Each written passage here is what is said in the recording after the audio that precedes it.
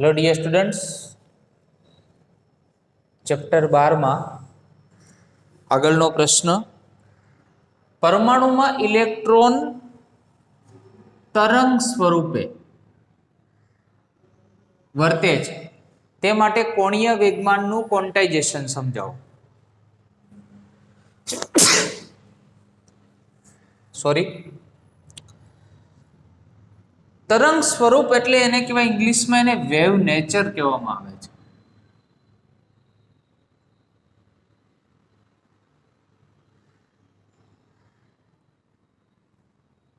હવે wave nature હોય એટલે તમે જાણો છો એની તરંગ લંબાઈની વાત આવે। આ શૃંગ, આ ગર્ત, ફરી પાછું શૃંગ અને ગર્ત, તો બે આ ક્રમિક શૃંગ અથવા બે ક્રમિક આ ગર્ત એની વચ્ચેનું અંતર જેને આપણે તરંગ લંબાઈ કહીએ છીએ તેનો કન્સેપ્ટ આવે। અને આગળના લેક્ચરોમાં આપણે જણાવેલું છે કે જો તરંગ લંબાઈ હોય તો ઓટોમેટિકલી આવૃત્તિની વાત આવે કે સૂત્ર છે સી બરાબર લેમ્ડા ન્યુ। તો ન્યુ મીન્સ કે આવૃત્તિ is equal to C divide by lambda, બરાબર। તો જેટલી તરંગ લંબાઈ નાની તેટલી એની આવૃત્તિ વધારે, બરાબર। તો વેવ નેચર છે તો એનું વેવ નેચર આપણે 1 by 1 પોઈન્ટ द्वारा समझिए। तो बोहरे तेनी बीजी पूर्वधारणा समझाव्યું કે ન્યુક્લિયસની આસપાસ કક્ષીય ભ્રમણ કરતા આ ન્યુક્લિયસની આસપાસ કક્ષીય ભ્રમણ કરતા ઇલેક્ટ્રોનના કોણીય વેગમાનનું ક્વોન્ટાઇઝેશન થાય છે। કોણીય વેગમાનનું ક્વોન્ટાઇઝેશન થાય છે। આ ફર્સ્ટ પોઈન્ટ 1923 में लुई डी ब्रोगलीए आनो उकेल जणाव्यो, आनु मैथमेटिकल स्वरूप आप्युं, बराबर।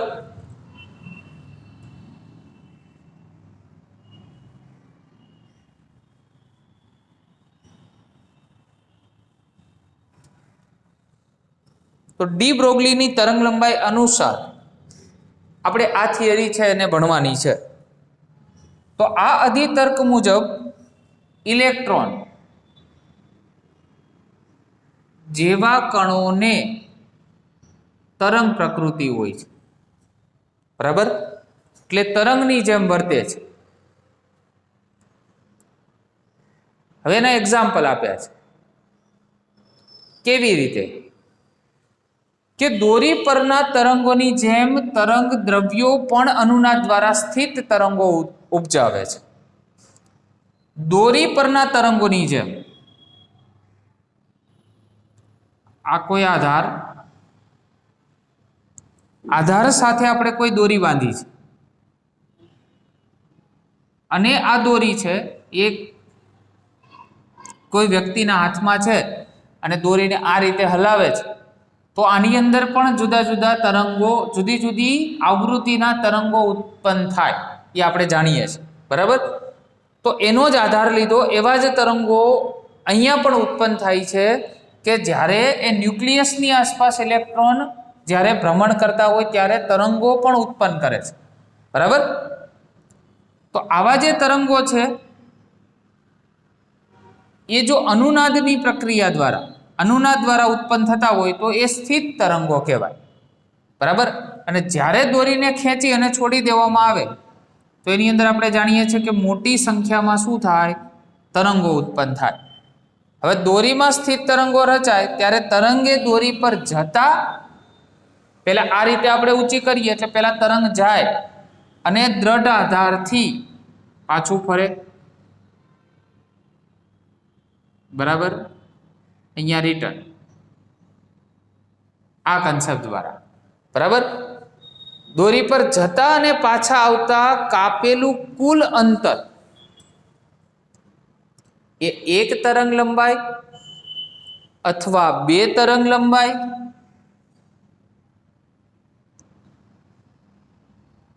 अथवा आवी तरंग लंबाईना कोईपण पूर्णांक गणु होय। पूर्णांक गणु एटले शुं? आ तरंग लंबाई एनी पूर्णांक गणु एटले n लेम्डा जेटલું થાય। बराबर। એટલે સૌપ્રથમ તો પેલા ક્વોન્ટાઇઝેશન સમજતા પહેલા આટલા પોઈન્ટ્સ આપણે યાદ રાખવા જોઈએ, બરાબર।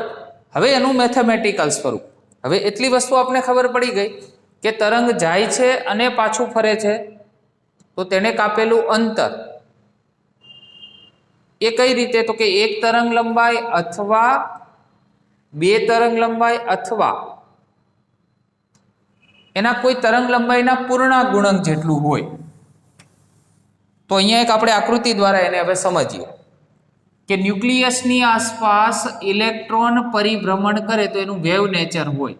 વેવ નેચર હોય એટલે શૃંગ અને ગર્તના સ્વરૂપે આગળ વધે, જો બરાબર। આ ઉપરનું આપણે આ શૃંગ, બરાબર, તો નીચેની સાઈડ એને ગર્ત કહેવામાં આવે, આ ગર્ત, બરાબર। ફરી પાછું શૃંગ અને ગર્ત, આ શૃંગ અને આ ગર્ત, એ રીતે ઇલેક્ટ્રોનને પણ વેવ નેચર હોય, તરંગ સ્વરૂપ હોય।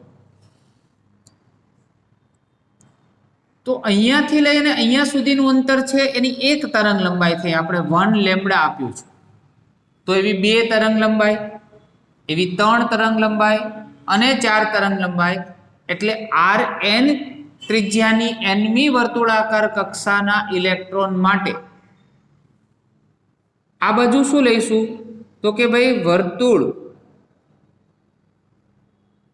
એનો પરિઘ બરાબર n ગુણ્યા એની તરંગ લંબાઈ। ચલો, વર્તુળનો પરિઘ 2πr, પરંતુ r મી કક્ષા છે, સોરી n મી કક્ષા છે, એના માટેની ત્રિજ્યા છે એટલે rn કહીશું, અને n એની તરંગ લંબાઈના પૂર્ણાંક ગુણકમાં હોય એટલે કે શું હોય, n લેમ્બડા જેટલું હોય, બરાબર। ચલો, તો આપને એક આ સૂત્ર મળ્યું, આને નંબર 1 આપીએ। તમામ સૂચન એ લુઈ ડી બ્રોગલીએ આપેલા, જેથી કરીને એની તરંગ લંબાઈનું સૂત્ર વાપરીએ। તો ડી બ્રોગલી ની તરંગ લંબાઈ ના સૂત્ર મુજબ લેમ્બડા બરાબર સૂત્ર શું હતું, h/p, બરાબર।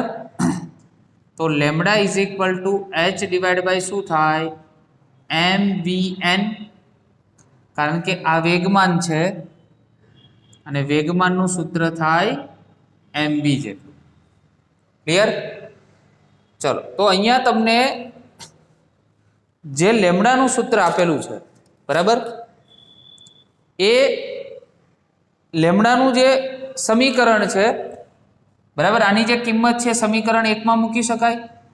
તો સમીકરણ 1 પરથી આ છે આપણી જોડે 2πrn બરાબર n, અને લેમ્બડાની કિંમત આવી h, m અને vn, બરાબર।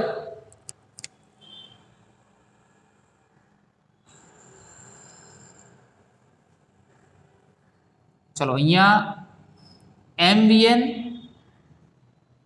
અને rn ગયા સામે, nh અને આ 2π, તો આ તો આપણે બોહરનો જે અધિતર્ક હતો એ સૂત્ર સાબિત થયું, બરાબર। તો બોહરની પૂર્વધારણા જે હતી, બરાબર, એની અનુસાર ન્યુક્લિયસની આસપાસ ભ્રમણ કરતા ઇલેક્ટ્રોન એનું કોણીય વેગમાન એ h/2π ના પૂર્ણાંક ગુણક જેટલું હોય, બરાબર। તો લખી દઈએ કે આ સૂત્ર મુજબ ન્યુક્લિયસની આસપાસ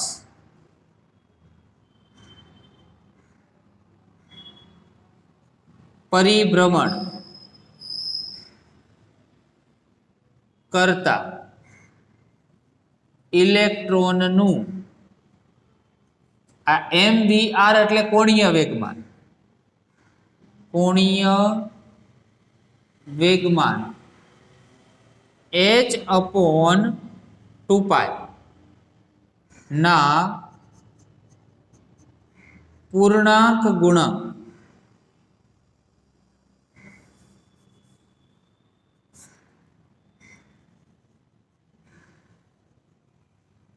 જેટલું હોય છે, જે બોહરનો અધિતર્ક છે. બરાબર. તો આપણે તરંગ પ્રકૃતિ દ્વારા બોહરનો અધિતર્ક હતું, બરાબર, એનું સૂત્ર સાબિત કર્યું.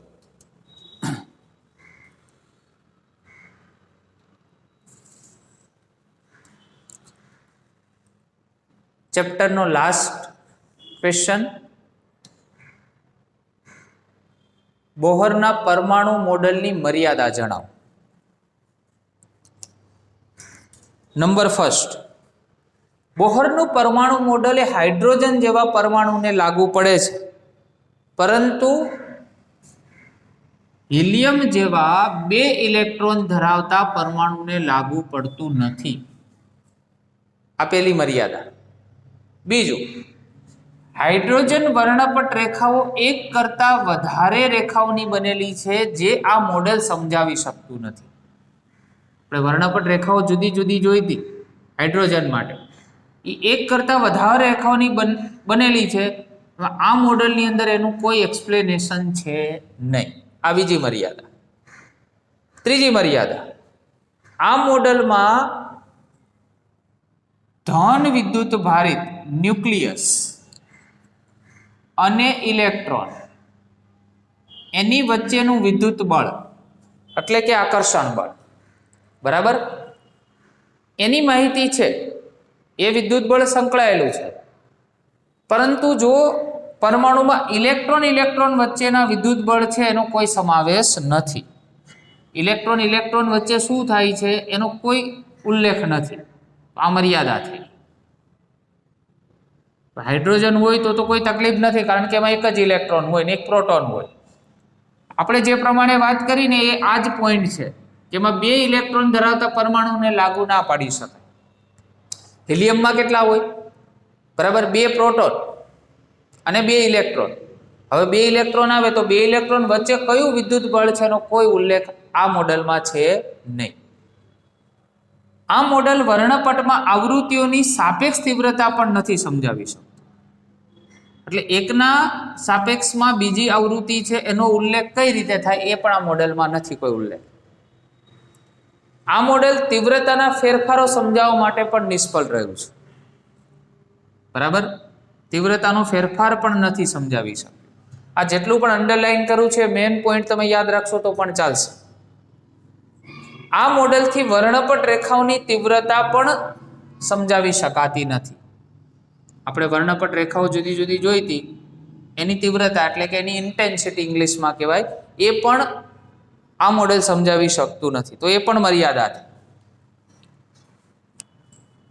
જટિલ પરમાણુઓને લાગુ નથી પાડી શકાતું.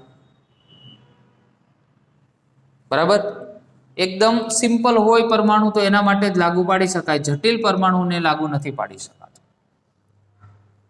આ મોડેલ એવું કહે છે કે ઇલેક્ટ્રોનની કક્ષા વર્તુળાકાર હોવી જરૂરી નથી, એ લંબગોળ પણ હોઈ શકે છે. બરાબર, તો તમે પોઈન્ટ બાય પોઈન્ટ આ રીતે યાદ રાખી શકો. ફર્સ્ટમાં તમારે યાદ રાખવાનું હાઇડ્રોજન માટે લાગુ પાડી શકાય, હિલિયમ માટે નહીં. તો આ પોઈન્ટ અને આ પોઈન્ટ બંનેને મર્જ કરી શકાય. કઈ રીતે? જો હાઇડ્રોજન છે તો એની અંદર એક પ્રોટોન ને એક ઇલેક્ટ્રોન, એટલે એના વચ્ચેનું આકર્ષણ બળ છે એની માહિતી મેળવી શકાય. પરંતુ જો હિલિયમ લઈ લો તો 2 ઇલેક્ટ્રોન થઈ જાય, તો 2 ઇલેક્ટ્રોનની માહિતી આમાં નથી, એટલે 2 પોઈન્ટ મર્જ થાય. બરાબર, વર્ણપટ રેખાઓ એક કરતા વધારે રેખાઓની બનેલી છે, એટલે વર્ણપટ રેખાઓ યાદ રાખો સેકન્ડમાં. બરાબર, તો એની આવૃત્તિ છે એની સાપેક્ષ તીવ્રતા નથી સમજાવી શકતું અને તીવ્રતાના ફેરફાર પણ નથી સમજાવી શકતું. એટલે આની અંદર આવૃત્તિ, એની સાપેક્ષ તીવ્રતા અને તીવ્રતાનો ફેરફાર એ પણ આમાં નથી સમજાવી શકાતું. બીજું, વર્ણપટ રેખાઓની તીવ્રતા પણ નથી સમજાવી શકાતી. બરાબર, એના ફેરફારો નથી સમજાવી શકાતા અને રેખાઓની તીવ્રતા કેટલી છે એ પણ આ મોડેલ દ્વારા નથી સમજાવી શકાતું. જટિલ પરમાણુને તો લાગુ નથી પાડી શકાતું અને ઇલેક્ટ્રોનની કક્ષા વર્તુળાકાર હોવી જરૂરી નથી, એ લંબગોળ સ્વરૂપે પણ હોઈ શકે તેવું આ મોડેલ જણાવે છે. બરાબર. તો આ સાથે આ પ્રશ્ન સાથે ચેપ્ટર નંબર 12 એનો થિયોરેટિકલ પાર્ટ બેટા આપણે કમ્પ્લીટ કરીએ છીએ. બરાબર. નેક્સ્ટ લેક્ચરથી આપણે ઉદાહરણના એક્ઝામ્પલ સોલ્વ કરીશું. Okay, thank you very much.